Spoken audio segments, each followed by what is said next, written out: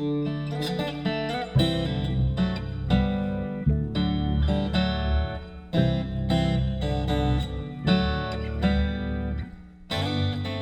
to Stories of Recovery, a MARR Recovery Resources production from MARR Addiction Treatment Centers. I'm Matt Shebb. Herschel was stuck in a rut, but he didn't think he was an alcoholic. He felt a lack of purpose and direction, but he just thought that he was binge drinking a few nights a week. Whenever he ended up in jail as a result of his drinking, a family member would bail him out. Then, at 29, he had a car wreck. He woke up in the hospital, handcuffed to the bed. This time, his parents said he had to go to MARR for treatment, or they were done with him. When he arrived at MARR, he was surprised to find out that people in recovery weren't miserable. In fact, he himself even began to experience moments of joy and sobriety. He was also able to learn about the disease that he was up against. He talks about how his family members also benefited from the family program, which helped them learn how to protect themselves from the disease. Here's Herschel. I can tell you where I was when I got here. So I was working at a restaurant, at a country club technically, but I was like a restaurant manager, which I've been doing for like 3 years. And the previous 7 years I had worked as a waiter at that restaurant. Mm-hmm. And I had had some issues with drugs and alcohol in the past, like in high school and stuff. I smoked a lot of weed. I didn't do a ton of drinking, but I did other drugs as well in high school. And then I got to college and things really went off the rails. I'm from Michigan, so I was like far from home, and I got kicked out of school, and I started working at this restaurant. And as anybody who is an alcoholic and works in a restaurant will tell you, it's like it's not a good place to chill out with that stuff. It's a good place to make it much, much worse. So Right. That's where I was at, and I had had a couple DUIs, and I did a lot of blackout drinking and ended up driving home blackout drunk repeatedly. Those are some of the worst moments, was waking up at home and not knowing, not remembering how I got there. But what happened was I was a night just like all the other ones, where I was after work, we go out to the bar and we have a bunch of drinks. And then I got in the car to drive home. I don't remember any of this. And I got in a car accident. I rear-ended somebody. And I got taken to the hospital because I had beat myself up pretty good. And I woke up chained to the hospital bed, which was unpleasant way to wake up, particularly when you don't remember how you got there. I remember I woke up and realized that I was in the hospital, and I was I got to get out of here. And I tried to move, and that's when I realized I was chained to the bed. And I was that was a pretty good call. If I hadn't have done that, I would have been gone. And so I went to jail, and I had a DUI before, but my sister bailed me out when I was in Atlanta. I had DUI here. My sister bailed me out and got me through DUI school and all that stuff, and it was gone. But this time she was gone. I called a buddy, and my parents ended up finding out. My parents came down here, and they basically were you either have to go to treatment or we're done with you completely. And I was 29, about to be 30. And I was I don't want to spend my 30th birthday in rehab. That sounds like a really bad plan. But my dad was you're going to MARR or goodbye, basically. And I think this is part of the reason why it was so hard for me to believe I was an alcoholic at first, is because I held down that job as a restaurant manager. I wore a suit to work every day. I didn't drink at work. And that's not 100% true. I drank at the end of work. Sure. Right? I mean, I work at a restaurant. There's shift drinks at the end of every shift. That's pretty natural. And I would go out and get wasted 2 or 3 nights a week. But I didn't drink every day. So is that out of control? Well, I don't know. I think binge drinking 3 nights a week is kind of out of control. And I would drink very heavily. And one thing I didn't realize until later was how unhappy I was in maybe the 2 years leading up to MARR. And the place was closed on Monday, so we would always go out and just tie one on Sunday nights. And I'd wake up every Monday for about 2 years swearing off alcohol. I was there's just no way I can do this again. I was I got terrible hangovers. And every Monday I was just laid up. I just lie in my house and recover from Sunday night. And for about 2 years, I think every Monday I was I'm never doing this again. And by Wednesday I was doing it again. And I didn't even recognize at the time, the insanity of that continued promise to myself. I mean, the 99th time, I was just as sure it was going to work as I was the first time. So when I think of out of control, I think of like, like getting in gunfights and like, wrecking cars, which is what eventually happened. But things didn't feel out of control, but they for sure were. So, I mean, that's like maybe a testament to how delusional I was, that things seemed like they were okay because they clearly were not. And like I was like lying to people and I was stealing from people and I didn't have any real friends. I mean, I look back and I'm like, of the people I knew before I got sober, I probably talked to like 3 or 4 of them, maybe a handful at most, because those are the people I actually cared about, and everybody else just kind of disappeared very, very quickly. I had a lot of drinking buddies and very few actual human relationships. Again, I was pretty delusional about my Yeah. situation, and that is really what it boils down to. Is like I was lonely and I was depressed and I was sick and tired of living that way, and I had no way out. Right? I did not know how to fix it, and like you were saying, and this is why I think my particular bottom was important for me, is because I had like an apartment and a car and a job and like an income, which I did not save any money. That income all went right out the door immediately, but I could afford the lifestyle I was living. And until that was not possible, I was never going to get sober. Yeah. Like until I lost the car and the job and the apartment, which I did all in that one night.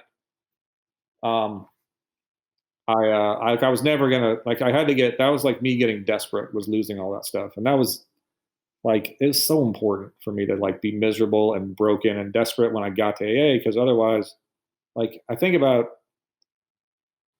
like, I had some consequences, but they were pretty minor, right?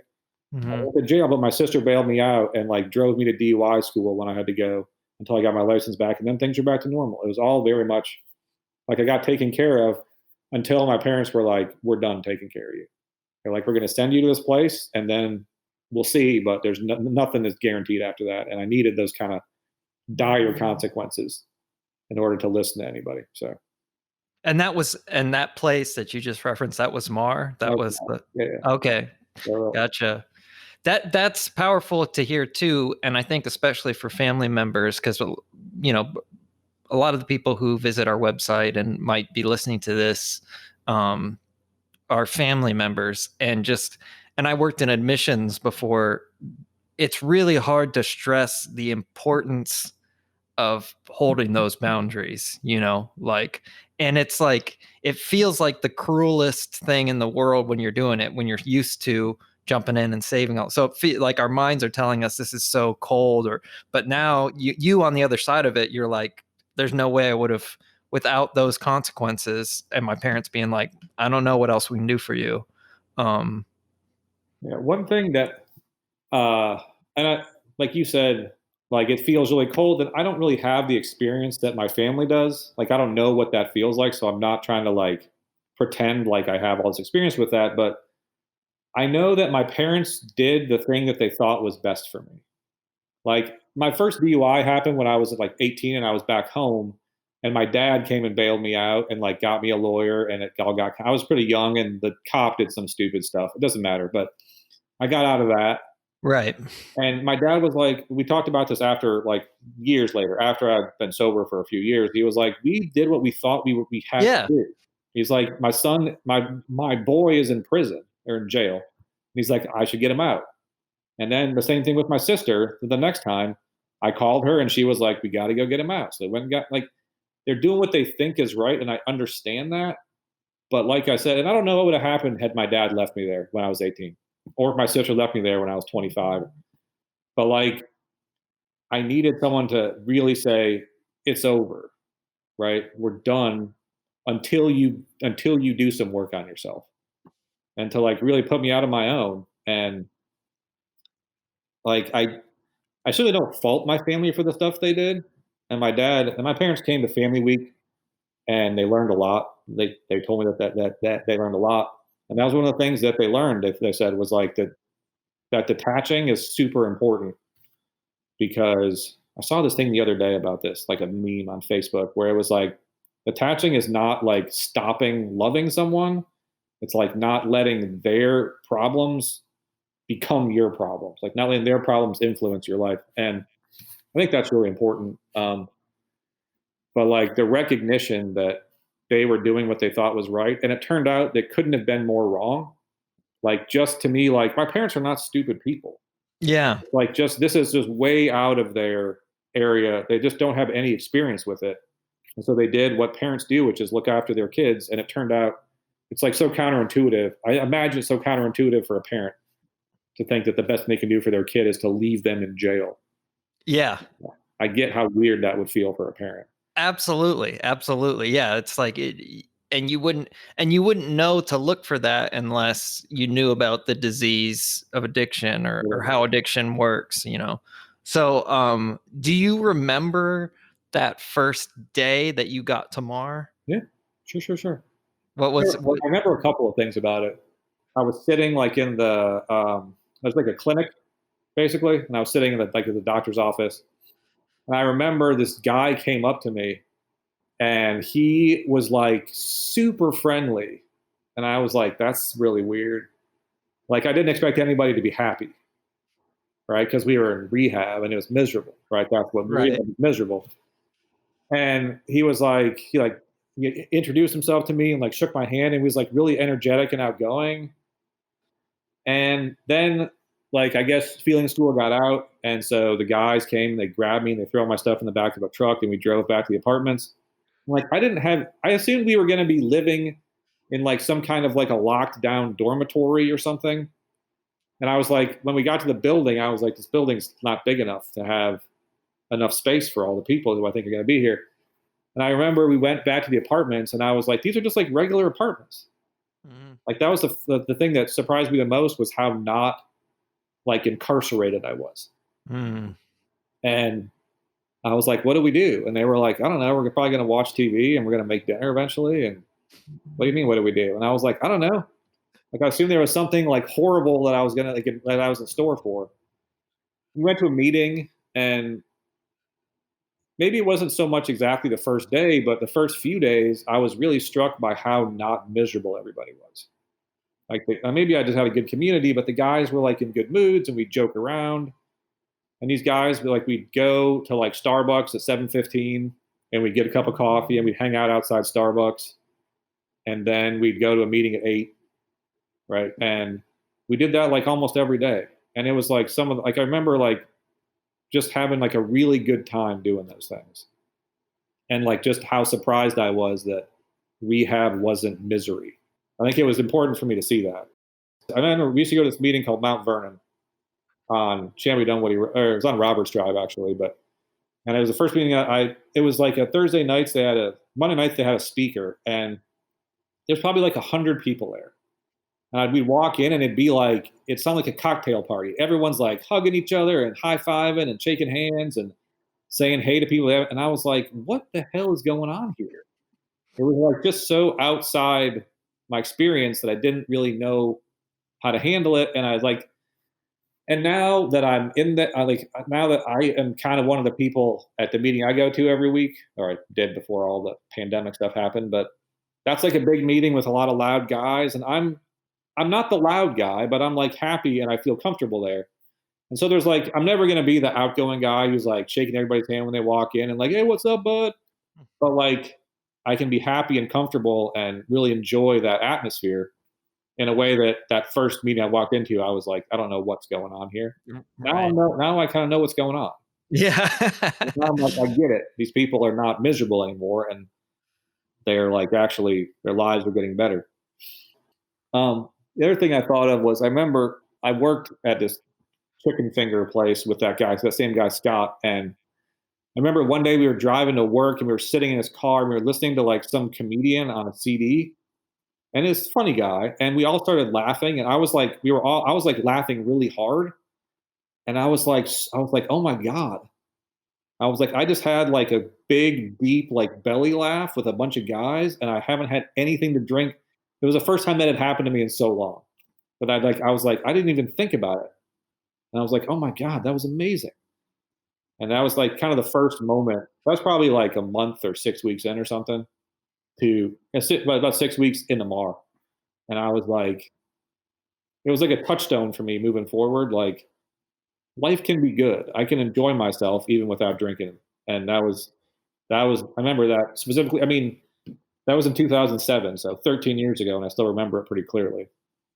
Clearly was pretty important. So, And so you're going to meetings. How is the like settling into, and I guess the community part is kind of woven all into that, like the MAR community, because you're going to meetings together and all that. What's it like doing the day treatment, like with the counselors and all that? How are you warming up to that as you go through? so that at first was weird. At first, it was like I didn't know what was happening a lot of the time. There was like a lot of these first step inventories and these life stories, and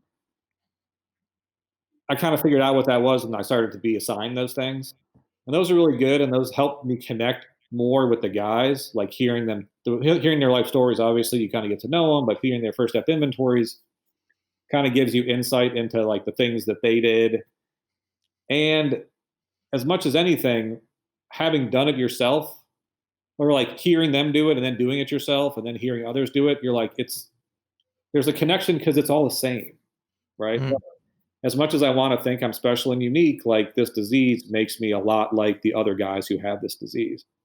And as much as it might be crushing to my ego that I'm not a super special person in every way, it's like very important for my like socialization and like connection to the world around me to see that I'm not that different. My problem was always that I was either worse than you or better than you. There was never anything in the middle, right? And so a lot of the stuff we did there, like, and it was repetitive. Like the first step inventories, like it was every week there was like a life story and maybe an inventory, and then like some sessions where you like talk about the inventories. There was like relapse prevention stuff where they talked about things that you have to do every day to make sure that you stay sober and like what's your routine going to look like. And we also had primary groups, which I assume they still have. yep. Okay. Mhm. And I had a primary counselor who was the greatest dude ever.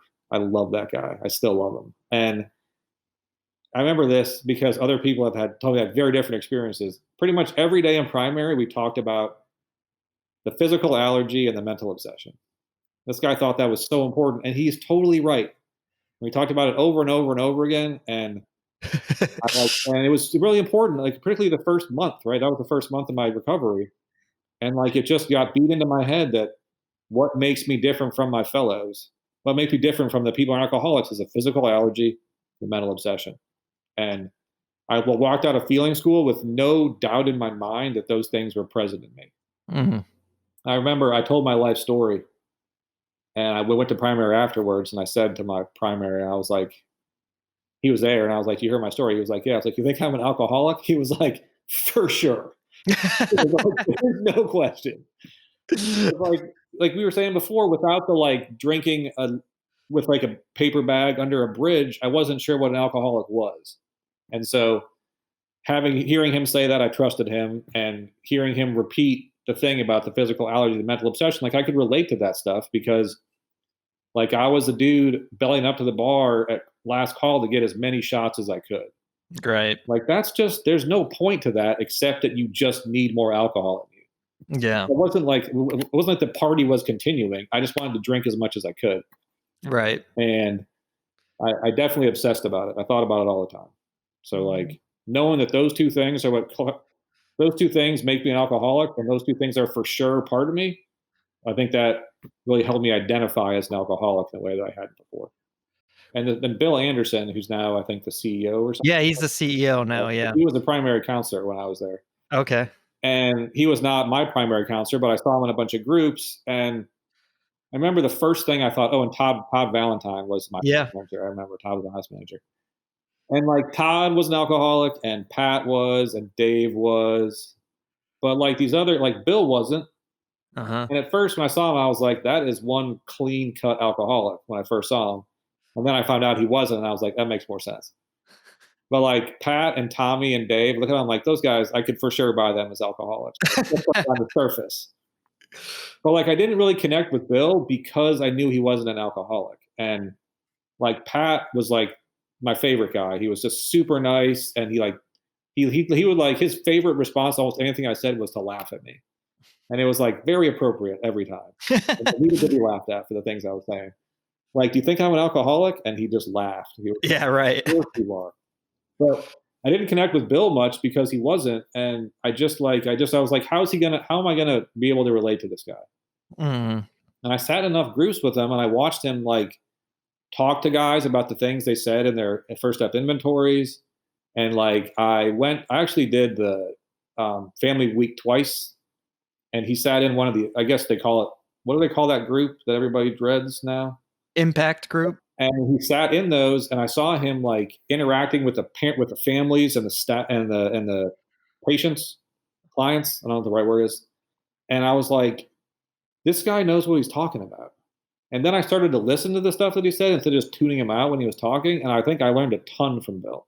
Mm. And like he has like a lot. He was very smart.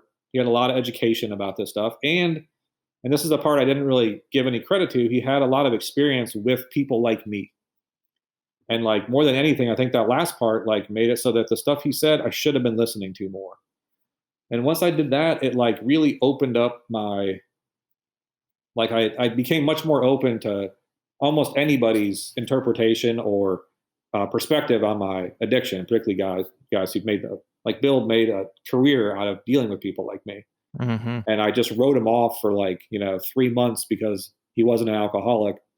And like I said, it was easier for me to connect with the guys with the staff members who were alcoholics, particularly at first. But like once I kind of had that breakthrough, I feel like it was at one of the impact groups where I saw him like just like really break down the issues that were occurring in real time in front of him between this family and this client. And I was like, that's amazing. I was like, this guy has been here this whole time. I've been completely like overlooking this resource that I should have been taking advantage of. And I started to do that a lot more. Even when I was in 3/4, I tended in 3/4, like once a week, maybe once every 2 weeks, I'd like come up to MARR and just like wander through the halls and say hello to whoever wasn't busy. And like Bill, as much as anybody, was one of those guys who I would go talk to. And I mean that they liked it that I did that, I think. Mm-hmm. That engendered a lot of goodwill for me because they were like, this guy's checking in. I didn't have much to say. So that was an experience I remember very clearly with Bill. I wanted to ask too about something you brought up a couple times, the family week. Mm-hmm. How was that helpful for you in terms of relating to your folks? And your sister, sounds like your parents and your sister both participated, or all participated? The first time my parents were out of the country, and so my sister and her husband came. Oh, okay. And then when I was in 3/4, it came around again, and my parents came that time. So I went through with the impact group and all that stuff twice. So tell me about what that was like, and if that was helpful, and how so. Yeah, I mean, there are a couple of things about it. One, a couple of things that strike me. One is that my parents came and they had never been to Al-Anon. Like all of their AA information came from my dad's friend who lived here, who I don't think I talked that much, and the stuff I would tell him on the phone when I was at MARR. And like they might have done some other research, but they had no like real deep knowledge of it. And so like they got some education about it, and they think they do an Al-Anon meeting for the families during one of the days that they're here. And so like my parents got to a place where they like I realized I wasn't going to be able to take advantage of them like I had before. And that was oddly comforting to me. Mm. Like I was like, I'm not in a position to hurt them anymore because they're protecting themselves. So when I realized that was happening, I was like, that takes a big weight off my shoulders. And I mean, there's an element of arrogance in there where like, I'm so powerful that I have the power to destroy their lives. But like, I kind of did. Like I did before, like I definitely made them miserable. So like I realized that I wasn't going to be able to do that anymore. And that was really important, I think. And the impact groups had like kind of two, like I kind of reached two conclusions. One was like, it was good to it was being in front of all of my friends, like my the other patients, clients, whatever. Having all them there and standing up and doing that was more powerful than just doing it by myself.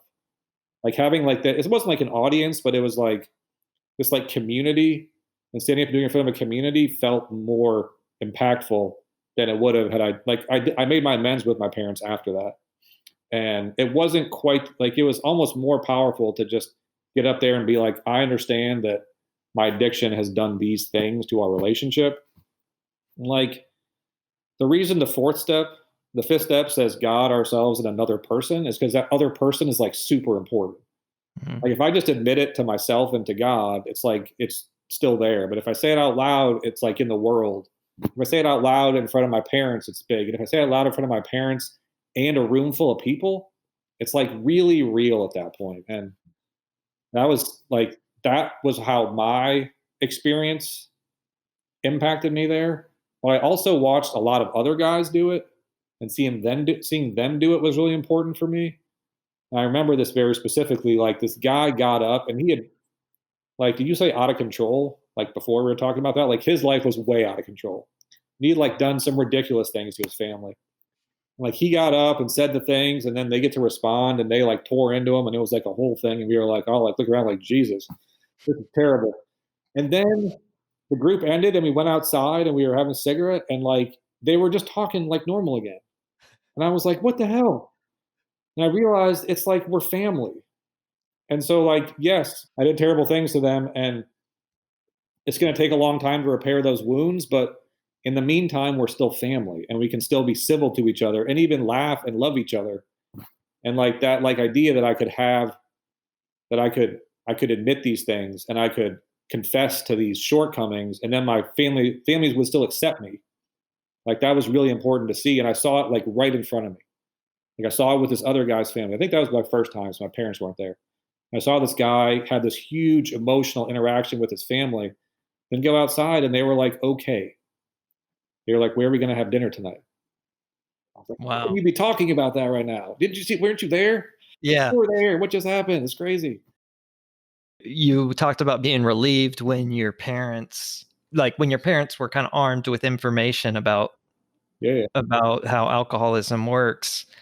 And do you so looking back on those times when you were manipulating them, did you know at the time that you were manipulating them, do you think? Or what are your thoughts on that? Like were you kind of conscious of the manipulation, or was it just crisis mode all the time and you were pulling them into the chaos? Yeah, I mean, I don't. I would love to say that I wasn't aware. I'd Yeah. love to be like, no, I just was. It was just desperation. But like, I started lying to my parents and stealing from them when I was like 10 or 11. Like long before I ever had a drink or a drug. Like that was standard practice for me. Like I needed something, they had it, I would figure out a way to get it. And if that meant just taking it without permission, I would do that. But like I lied to my dad all the time about like selling back books to school for money, right? Like my dad would pay for all my textbooks and I would sell them back and tell him I didn't do that. Like that's not like that's straight up intentional lying. And I knew I was doing it, and I knew that and I knew I was doing it. I knew I was going to do it the next semester too. Mm. Right? I was like, this is one of my plans, and like I would like, I mean, I don't know how much lying there was. Like it was a little different. I didn't live with my parents much while I was in my like the depths of my addiction. It was mostly they were in Michigan or Maryland where they live now, and I was here, so they weren't around a lot to see it. I talked to them once or twice a week, and um, I would just like they'd be like, "Where are you going?" And I would just make something up, right? And I remember my mom telling me once. So she came down here for business or something, and she and I went out to dinner, and she dropped me back off at my place. I was living in this house off campus, off Georgia Tech's campus, with like 6 other guys. It was like the most destructive environment I could have been in. She dropped me off there, and she told me this much later. She was like, when I dropped you off, she was like, I'd never felt more helpless. Mm. She was like, I knew that things were not okay with you, and I had no idea what to do about it. And I was like, I can't even imagine how that must have felt. To like just know, like you drop and you're like, things are going to go wrong, and I can't stop it from going wrong. Like, I mean, again, I don't know what it's like to be a mother, obviously, but like I just imagine that must be a terrible, terrible feeling. And like, I don't do that to my parents anymore. And Yeah. like, some of that is just like, you make the amends and you do the ninth step, like you say the things, but like the amends are the years of not doing that to them, where eventually, like, I think my parents don't, when I get off the phone with them now, they're pretty certain that the things I said to them were true, Hmm. and that I'm not going to go and do something reckless and endanger my life or the life of anyone else tonight. Right. And I mean, but to get back to your original question, the manipulation of my parents before I got sober was completely intentional. Mm, I did it because I needed something from them. I did that to everybody. It wasn't just them, mm. Yeah. right? It wasn't like it was specifically them, but since they were the closest to me, I had the most opportunities to do it to them. Sure. Yeah. Sure. Yeah. No, that's a great answer. So if you think, I mean, 13 months in treatment, that's a long time.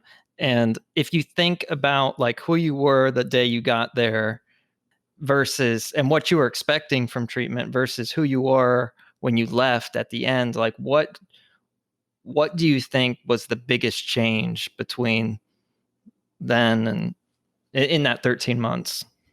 So one thing I didn't realize until I had been at MARR for a while, was how scared I was of everything. The big book talks about 100 forms of fear, and I was like, I think I had all 100. I think I got all of them. And like, everything scared me, like new people I didn't know, a car I'd never driven before, right? A new job, just like going outside, like everything scared me. And there was a lot less of that when I left. Like, I was much less fearful of the world around me. Um, I also like, so I worked all 12 steps before I left MAR, and like, it turns out that they're not just whistling Dixie when they talk about like a change in perspective. And it's like the most important thing that I can hope for is that I look at the world differently now. Like I said before about that, always below, I'm always worse than you or better than you.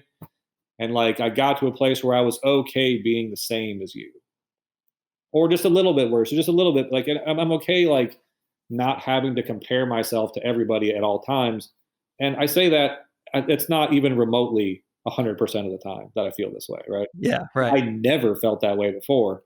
And I had like experienced that at MAR, like like being okay when I'm going home to see my family, to just like be there and like wash dishes and help out, and like that's okay. And like when I go up to the lake with the guys, like not having to be the center of attention at all times, not having to have the best story, not having to lie. Oh, did you see that movie? Yeah, I never saw that movie. Right? It's like the classic. What's the point of that lie? And like, I think not having to do that anymore, like it's so much easier to live life when I don't have to be the best at everything, or at least try to be the best at everything. I don't have to, and I'm not always worried that I'm the worst at everything. Hmm. Like, it's like that. So like, I think those two things, like an easing of my constant fear of everything around me, and like that kind of like a change in perspective where I don't have to be like, it turns out the world does not revolve around me. Yeah. Right? I Yeah. learned that at MAR. The world does not revolve around me. And I still have trouble believing it sometimes. I still do. Sometimes I'm like, "Are you sure?"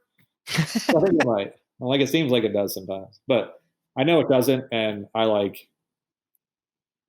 there's that. There's also, and I don't wanna give you 3 answers, because you said No, something that was most. no, no, no, no. That was great. Yeah, give me three. This will be the last one, I promise. So, I remember when before I got sober, even before I started drinking, I was always like, something popped into my head, I want this thing. It never was there like there's no circuit breaker there, where it's like, maybe you shouldn't have that thing. It's like, I want that thing, I'm gonna figure out a way to get it. I need to like buy as many baseball cards as my buddy Spencer. I'm gonna steal money so I can do that. And when I was drinking and using, it was like, I wanna get high, go get high. All right, I wanna get drunk, go get drunk. Doesn't matter what you're doing, doesn't matter what you should be doing, just do those things. And like, I think of it in my head as a circuit breaker, which is why I said that. Like, it was just think it, do it. Hmm. There was like no reflection of any kind. And when I left MAR, there was some of that. Like, I would consider things before I did them. And I know that sounds obvious, maybe if you're like not someone like me, But like, don't just do whatever you think when the moment you think it. Of course not, right? But like that was basically how I lived my life. And the ability to think something and not do it, like that's again, it sounds like a small thing, but it's huge for me. I can like walk through my day being like, there's a meeting tonight. I'm not going to go. I'm not going to go. All day. I'm thinking I'm not going to go. And at the end of the day, I go. Right? Like that's so different from the way I used to live. Like just the ability to like hold a thought in my head like that and then not do it. Mm-hmm. It's like, it's really, that was like a watershed change for me. Mm-hmm. Yeah, so what has life been like since you've gotten out of MARR? So I left MARR. I got this job. So when I was at MARR, I worked at Guthrie's Golden Fried Chicken Fingers for about 6 weeks. Then I worked at Starbucks, and then I got this job tutoring. And I kind of wanted to be a teacher. That was kind of my goal. But I couldn't get a job as a teacher, so I got a job tutoring. I did that for 6 years. And like I held that job for 6 years, and I was like a responsible and reliable employee.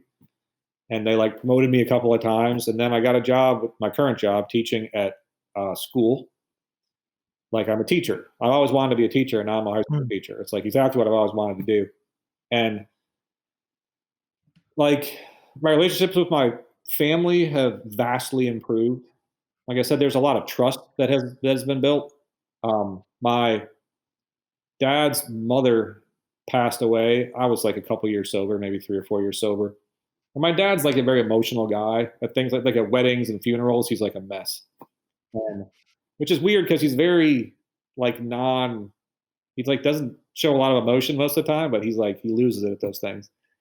And so he asked me to deliver his eulogy at his mother's funeral. And like that's just not something that would have happened before I got sober. Like I'm not sure they would have been certain I was going to be there. I probably would have been there, but I might not have been sober, right?